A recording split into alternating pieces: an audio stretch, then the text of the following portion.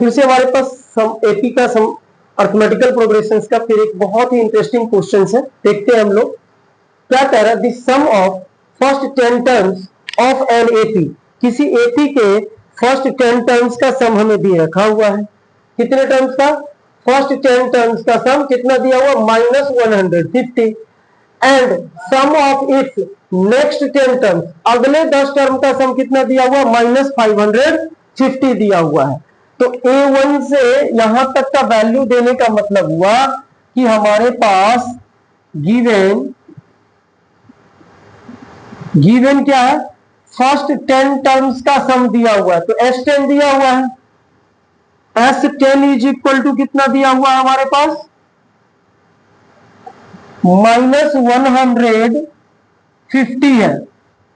And दूसरा यदि बात करें तो नेक्स्ट 10 टर्म्स का है। तो यदि पहले 10 टर्म में रेस्ट टर्म को ऐड कर देंगे तो और 10 टर्म कितना हो जाएगा? 20 टर्म्स हो जाएंगे।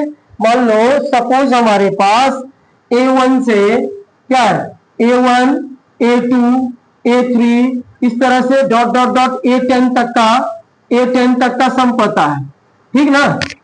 और फिर अगले 10 टर्म्स का सम, तो अगला नेक्स्ट टर्म का सम दिया हुआ है। तो अगला टर्म क्या होगा?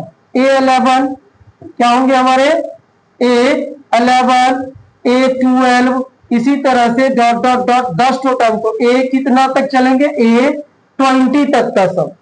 तो दोनों का पता करने के लिए पहले 10 टर्म का सम और नेक्स्ट 10 टर्म का सम, यानी कि S20 हमें दे दिया हुआ। S20 इज इक्वल टू कितना दिया हुआ है?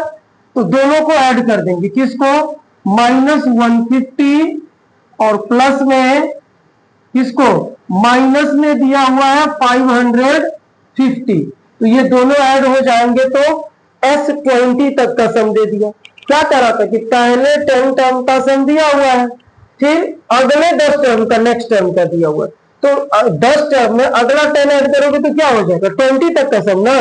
तो 1 से 20 तक का सम यदि निकालना चाहे तो हमारे पास पहला टर्म 10 तक और अगला 10 टर्म का सम, दोनों को क्या कर लेंगे? ऐड कर लेंगे। सो अब हमारे पास इस हिसाब से क्या आ जाएगा? यदि S10 को फॉर्मुलेट करें तो Sn का फॉर्मूला क्या होता है? n/2। तो हमारे पास 10/2 इंटू 2a अब प्लस में n-1। तो 10-1 क्या हो जाएगा? 9d इज इक्वल टू कितना है? -150 है। इसको यदि सॉल्व करें तो हमारे पास क्या आएगा? ये कटेगा तो 5 हो गया। ये 5 उधर ले जाइए, तो 5 उधर ले जाएंगे तो 2a प्लस में 9d इज इक्वल टू हमारे पास देखो 2a plus 9d is equal to कितना? 5 जाएंगे डिवाइड में, तो 5 से डिवाइड करेंगे तो 5 कितना करेगा जी? 5 3 जा 15। तो ये डिवाइड हो करके हमारे पास 30 आ जाते हैं। कितने आ गए? 30। ये जो कंडीशंस आया ये हमारा पहला कंडीशन आया, इसको इक्वेशन फर्स्ट मान लेंगे, जिसमें 2a plus 9d equal to कितना आ रहा है? -30 आ रहा है। किससे? तो S10 का वैल्यू दिया हुआ था। एंड फिर हम लोग बात करते हैं किसका? S20 का। तो S20 के लिए 20/2 इंटू 2a प्लस में n-1। तो 20-1 करेंगे तो 19d इज इक्वल टू हमारे पास कितना हो जाएगा? इज इक्वल टू दोनों वैल्यू ऐड हो जाएंगे।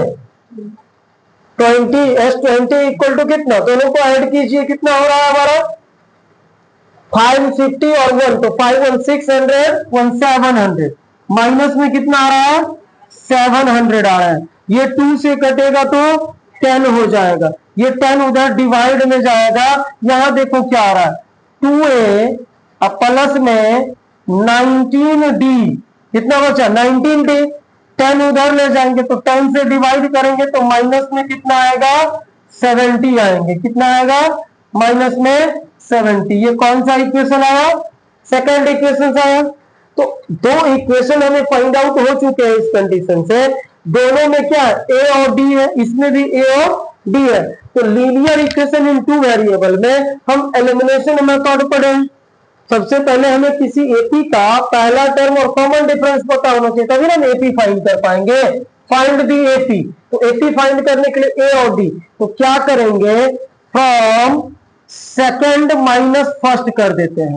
सेकंड इक्वेशन क्या है, 2a प्लस में हमारे पास कितना 19d is equal to minus में 70 है, और फर्स्ट इक्वेशन क्या था 2a प्लस में 9d है इज इक्वल टू कितना दिया हुआ है माइनस में 30 है। चलिए इस दोनों इक्वेशंस को सब्सट्रैक्ट करेंगे तो साइन चेंज होगा, 2a से 2a कैंसिल हो जाते हैं। 19d में से 9d माइनस किए तो कितना d 10d, 10d equal to कितना, तो प्लस 30 माइनस 70 कितना हो जाएगा माइनस में 40। तो 10 से उधर ले जाओ, ये 0 से कट जाएंगे, यानी कि हमारे पास d का जो वैल्यू आया वो कितना आया माइनस में 4 आ गए। अब हम लोग फ्रॉम इक्वेशन फर्स्ट से ही फर्स्ट में d बराबर -4 पुट कर देते हैं। क्या कर देते हैं, d बराबर -4, तो 2a और प्लस में क्या था हमारे पास 9d, तो 9 इंटू -4 करेंगे, 9d इज इक्वल टू कितना है 30 है माइनस में, ठीक ना।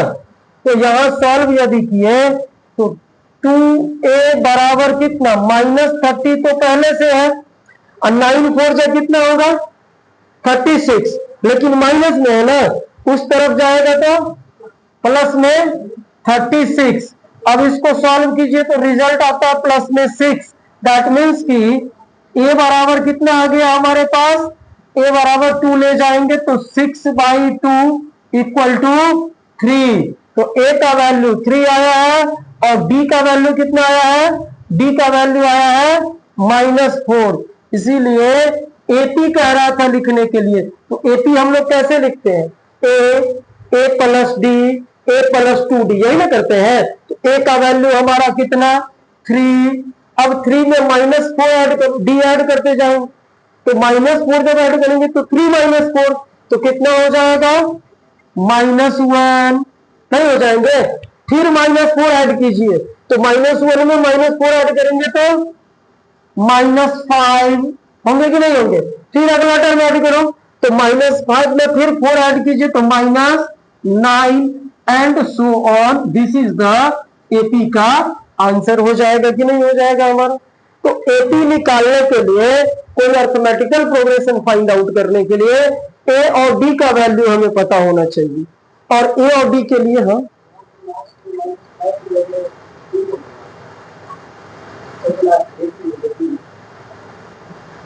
-1 -4 -5 हो जाएंगे।